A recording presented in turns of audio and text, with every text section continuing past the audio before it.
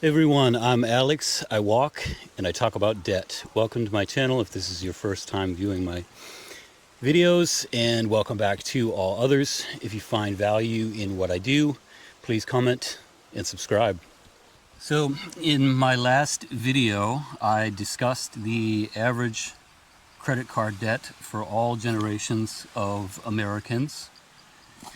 The overarching point of that video was that the average credit card debt balance is somewhere around $6,500 currently. In my opinion, that's a level that is simply too high overall. But in the video, I simply wanted to point out where the average was at currently. I also noted in that video that baby boomers and millennials carry average credit card debt levels that are pretty near that overall American average of $6,500. I spent quite a bit of time focusing on the fact that Gen X has the most credit card debt on average, with a balance of more than $9,100.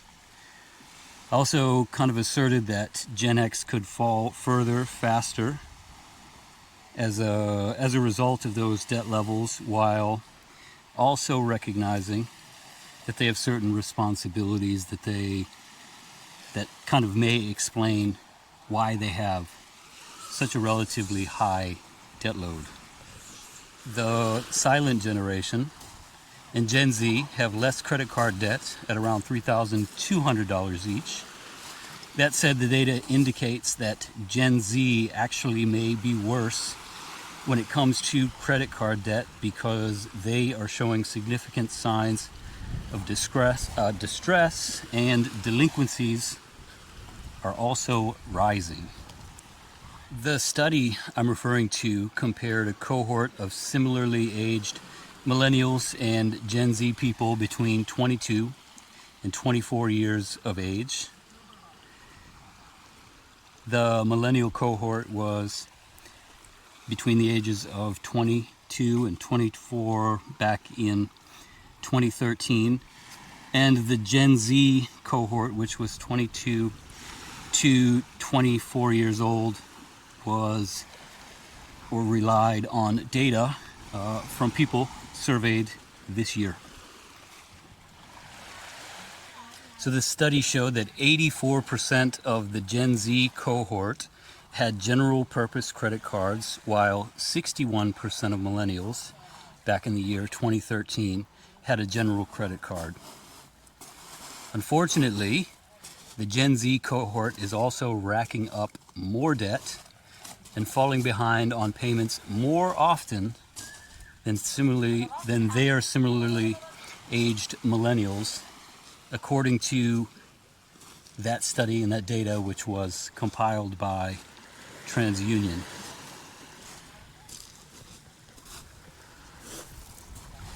I think most people who listen to this or read that data would feel some empathy for today's 22 to 24 year olds. The pandemic and inflation have provided a difficult springboard from which to create a strong financial future for those people.